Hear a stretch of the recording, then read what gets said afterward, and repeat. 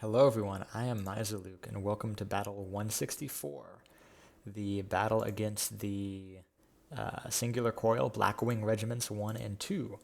We're starting off here with the 1st Regiment up against a 2 mil partition of the Erewhon and Mbaba fleets, with the totally fixed this time, guys, version of the Yi Ilbis, which does appear to not be immediately going to maximum possible range.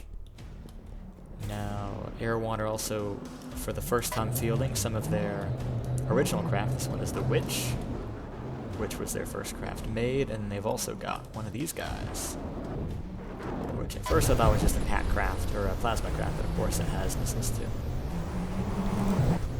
It's a pack, or plasma broadsider. Lovely turret design. Although I feel like this might have been better suited on the bottom rather than the top, given the angle. Or could use a bit of like roll to target. But we'll see how it does. This is also the debut of some of Singular Coil's most capable designs. They've got the Skyfall here, which is a laser frontsider, more or less, as well as 3 very expensive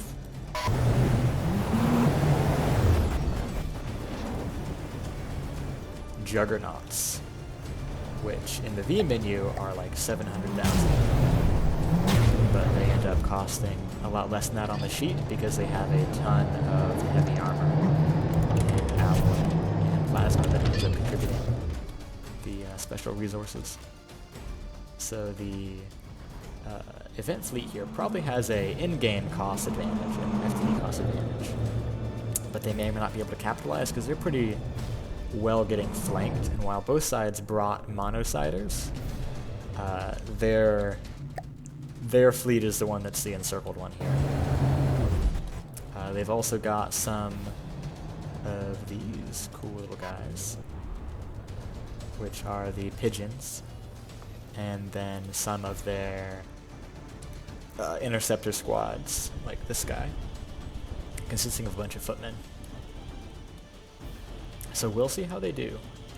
There will be a probably pretty similar second wave should these guys fall. Or should they win, and then they face off against the remaining attackers. Or some of these.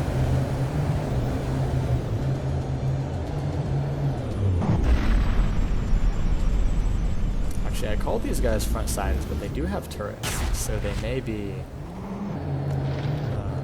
more multi-purpose built than that, but I suspect they've still got much better front armor than anywhere else.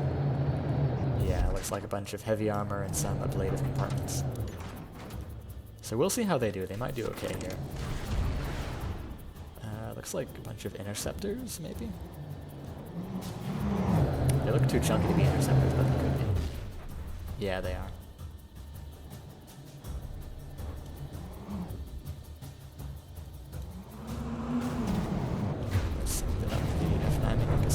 So the Juggernauts are sitting mid-90s on 2 of them and mid-80s on that one.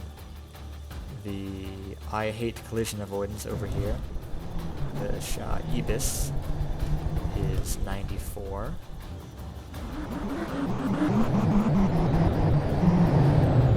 And fortunately for it, there are footmen within 2 kilometers.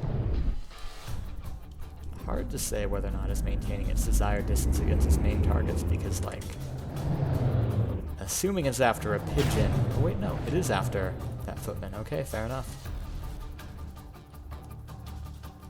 So it's doing its job this time, maintaining range. It looks like Mbaba's bet for their whole nation won't be lost. And it will slowly chunk its way through the supporting footmen. I'm surprised the plasma's that accurate, but I know it's pretty fast, so.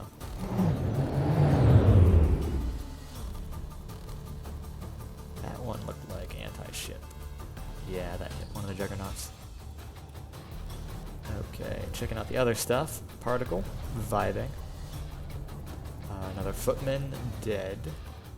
Witches of Agnesi appear to be doing fine. I saw 2 of them at 100% over there. then who have I not looked at? The radial frequency is at 100. So Erewhon and Mababa appear to be sweeping once more. They're doing a lot of damage that's not really being reciprocated. I mean, the Ibis over there is taking the most damage, but 92% is hardly low health.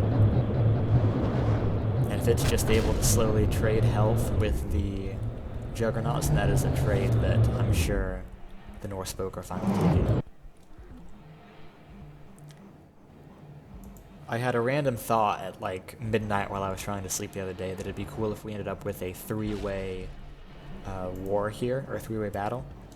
Had Mababa resisted Erewhon, but instead they gave in because they feared Eon or something like that.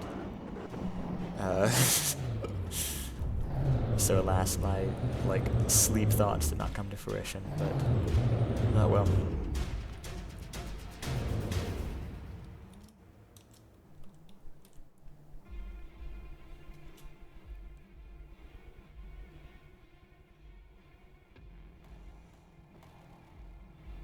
Oh, I did spawn particles. I didn't realize you said breakdowns. I'll be honest, the three craft that you have, I do not differentiate with at all mentally.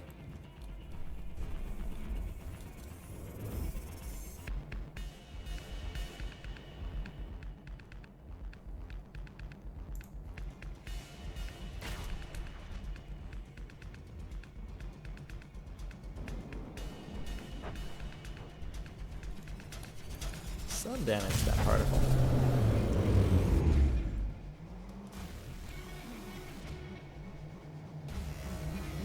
But not a lot.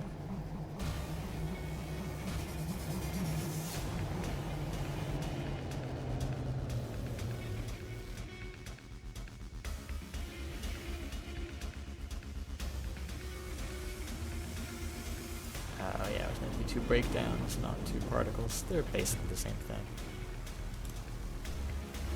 I like try to remember them based on like, oh, the one with the like laser term and its name is the laser craft, but like silica, dopant, and breakdown voltage are both very similar in terms of them being related to electrical engineering, which is where you get lasers out of. So I can never differentiate between those two. And macroscopic particle is such an absurd name for any craft that I don't ever remember it. Like you could name that thing like the Pegasus because it looks like a battle star, or the fusion core or something. Get you some good word association that I actually remember. Ew. Because he's targeting the smaller craft that are closer, the missiles can't hit. Although that said,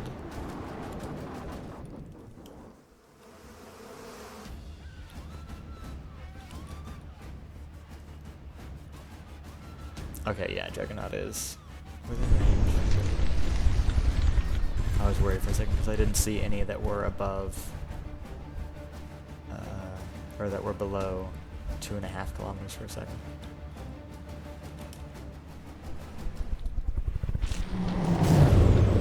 It's staying at the edge of the legal range, but it is staying inside of the margin, which is good this time.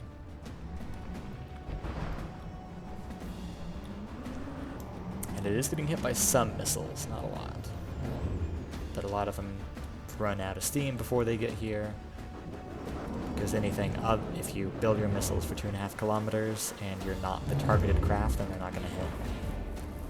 And it looks like ECM may be helping it out here. I assume it's got ECM. Although, I mean, I see these guys do have laser designated, so I'm not sure why.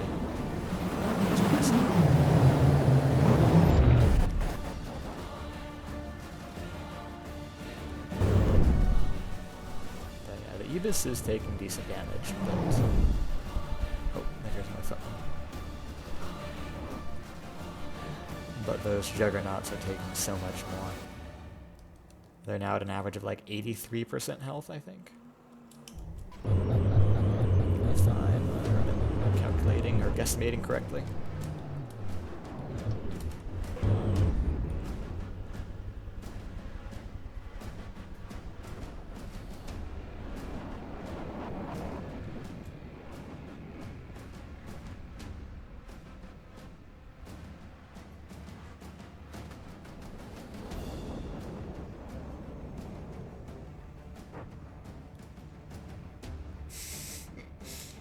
Okay, the dope ins to APS 1 because like silica is sand and it fires APS sand. The particle is missile cancer.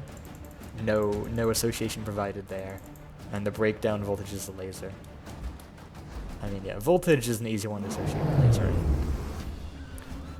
But at least in this game, semiconductors correlate with lasers as far as materials go, and semiconductors are silicon-based typically. So you end up with a possible mixed meaning there.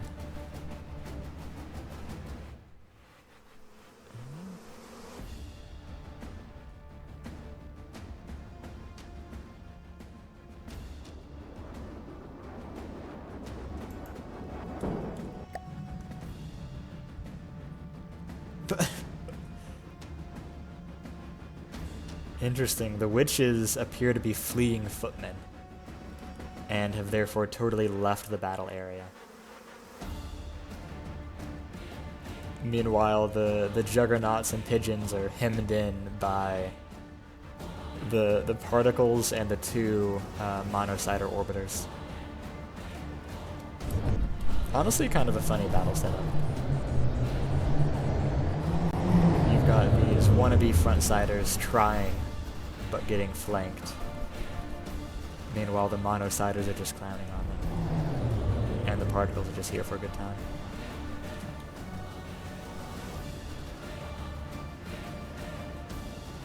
Yeah, they are being chased by small craft.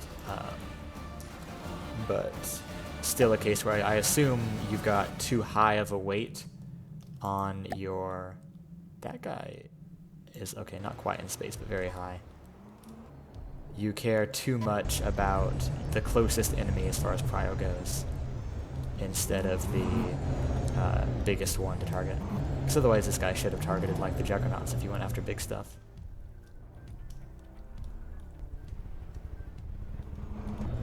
Instead, he just relegated himself over to this corner, trying to flee this... Well, I'm glad we stopped over here for that. Now he can go join his friends. Alright, did I end up with a witch? I did. Bro, why is it that as soon as I go over here, they just kill themselves? I'm just here to watch. I mean, thanks for making it interesting. But like, wow. Oh, this guy's being harassed by another two. Oh, he is going down. Question is, can he get back up? Answer is no. He sinks like a brick. Back to the rest of the battle.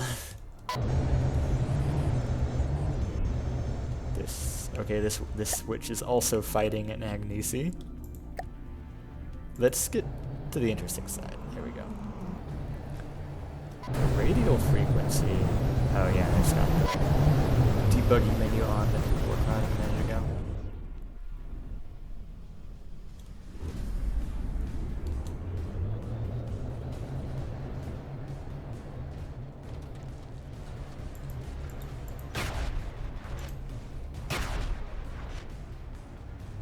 Yeah, one frequency was spawned.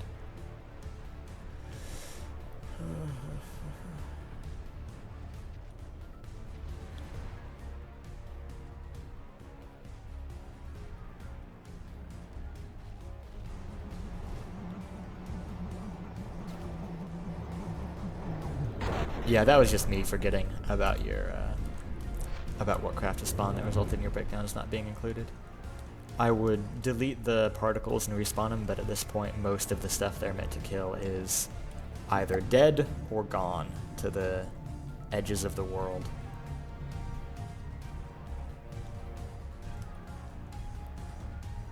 But even then, even if you didn't have your laser craft, there's a good chance that those guys get caught off by a single footman and driven out of range before they can get killed. Ooh, that's not good, Juggernauts.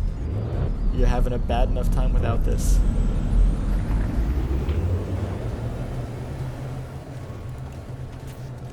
Oh, that's fine. Those are just ammo cans that are partly concealed, but when they get damage, it's very obvious. It's a cool mesh. Probably an easy way to get a bunch of little pieces like that, which looks really good right there. You can't even tell what it is, but that you get a very high detail texture for very little effort. Yeah, these guys are looking pretty worse for wear. I mean, fair on this guy for still having most of 3 turrets intact.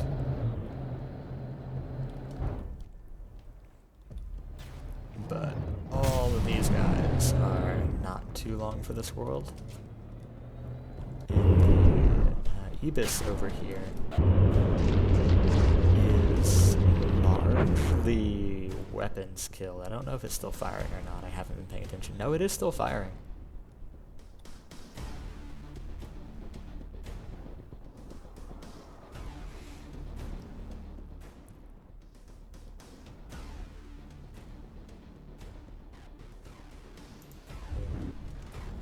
That's a lot of nice instant missiles hitting them.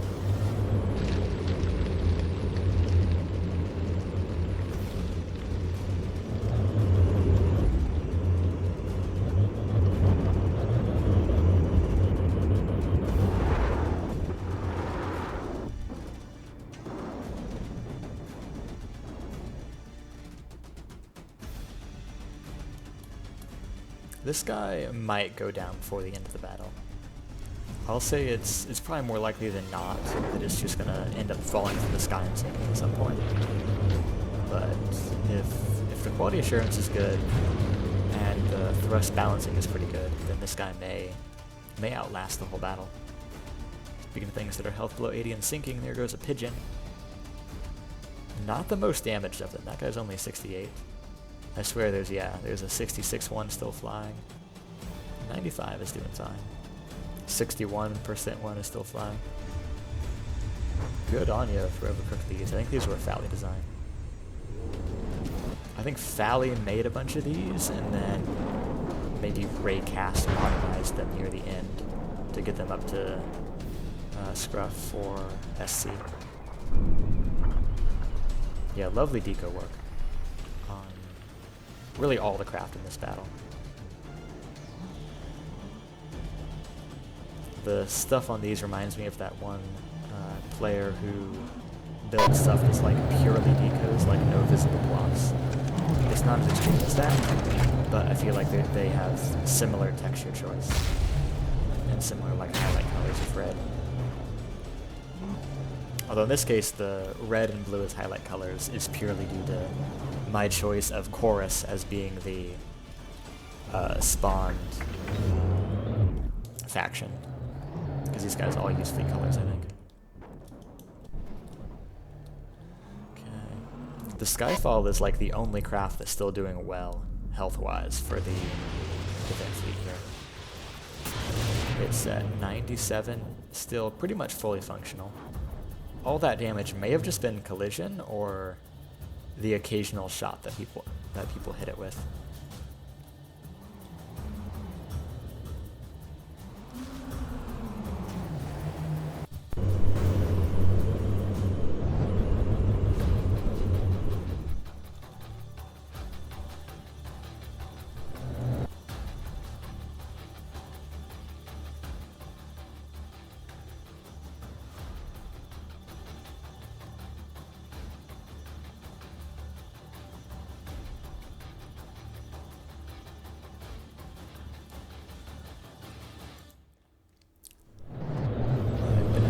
This guy has an interior that may be worth checking out.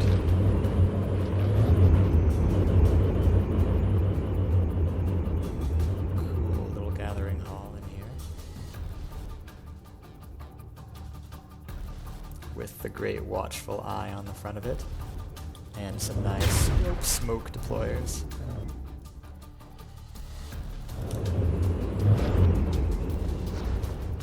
Not sure I'll be able to get a good angle on the eye. No, I need to fix it near the front. There we go. Good job even just giving it interior paneling, even if... Wait. Okay, at least you... like alternated the direction to make it look like it's an 8-meter long pattern instead of 4-meter. But come on, man, is it just all slope cope? It's just all slopes and corners and stuff.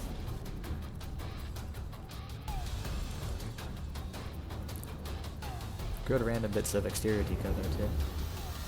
I do love Mababa's pattern of like maze-looking things.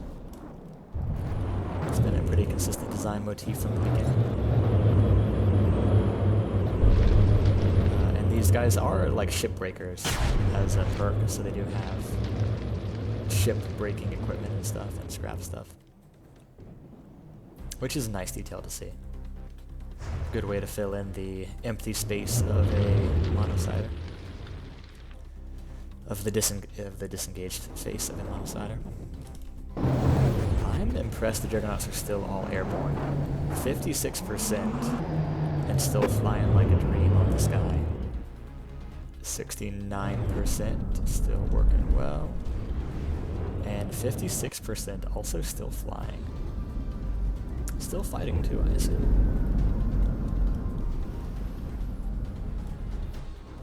In my opinion, that's my measure of a good airship. One that never falls no matter how damaged it gets. Oh, I think this guy just ran over a pigeon. Oh, nope, he ran into the other Juggernaut. Might have also killed a pigeon, who knows. But that guy is going down, finally.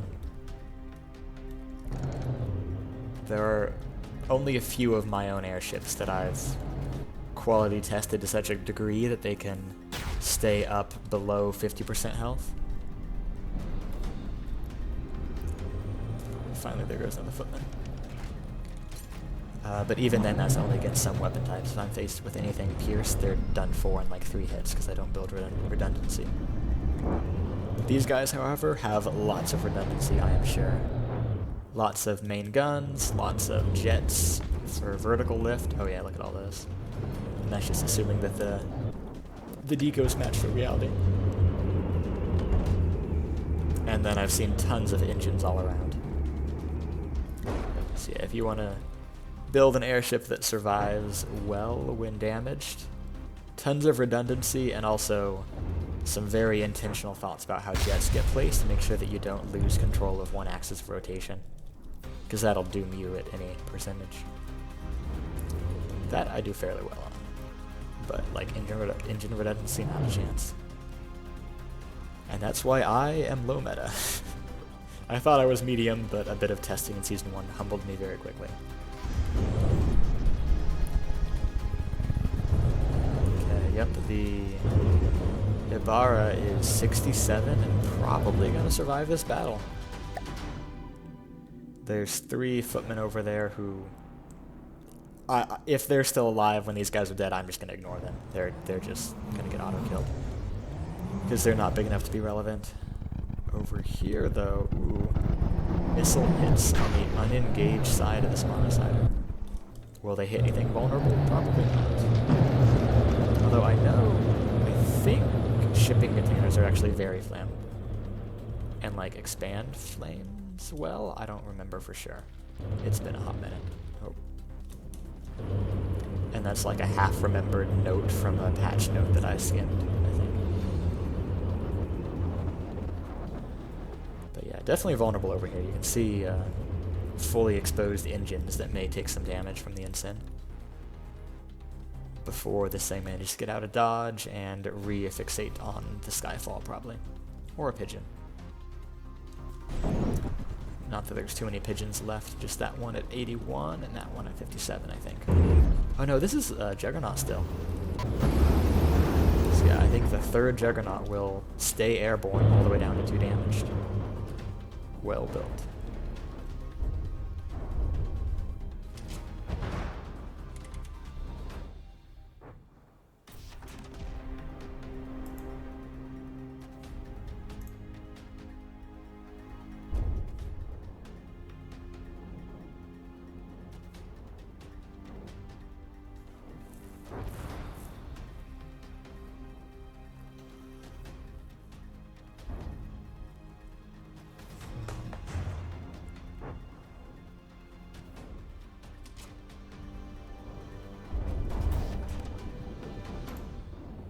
Yeah, the slowdown I assume was ammo. I kind of wish there was a way to... There might actually be a way to disable that. It would probably be good for battle filming. Because in like battles this big, you're never going to catch whose ammo it is. And especially with well-built craft like these, you never have... At least I don't think you usually have single ammo stores that are notable when they get destroyed. Some of the high meta builds I've skimmed through typically have either a big ammo storage area that's all segmented so that you can't ever have like more than one container go down at once, or they have ammo that's like spread out like one piece, one piece, one piece, one piece, and so on all over the craft.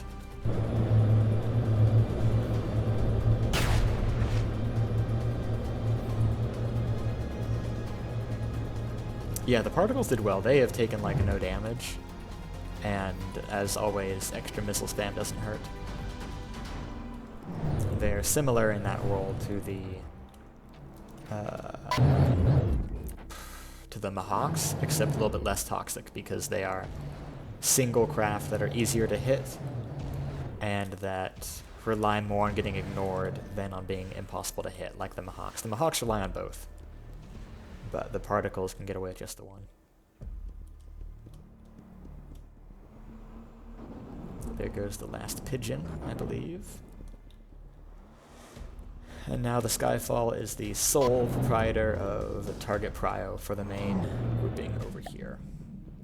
Those guys still vibing, but this is the battle that matters here.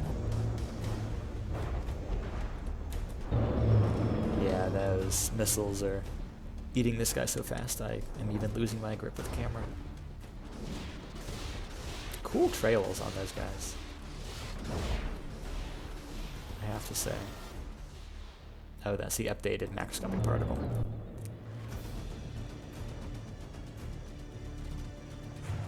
I like how the missiles like kind of seem to try and split up when they get near the target, but I don't think that's intended. I think it's just how their pathing kind of works.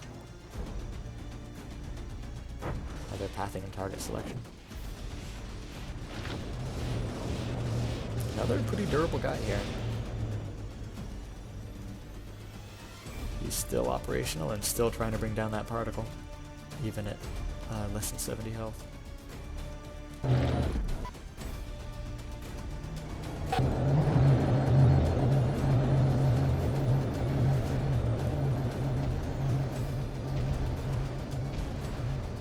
Yeah, Mababa are excellent bullet sponges. They are the heavy of TPD Season 2 by far. They're not as good as they could be. They've lost a lot of craft. I reckon Mababa's probably lost the most craft out of any Northspoke faction member, right? I could probably check that without too much trouble. I will be posting a list of stats later on of like how much materials each nation's lost, how many fleet they ended up with, all that kind of stuff, because it's super easy for me to source from the master spreadsheet. And I think it'll be really, really interesting for those of us that love data. Because like for a very long time it was, I think, SDF who had lost the most craft. Them or maybe Chorus. But at this point in time, I mean, it might be someone like, I don't even know who it would be at this point. It might be Mababa. It'd be really funny if it was. It needs to be someone who fought long enough to...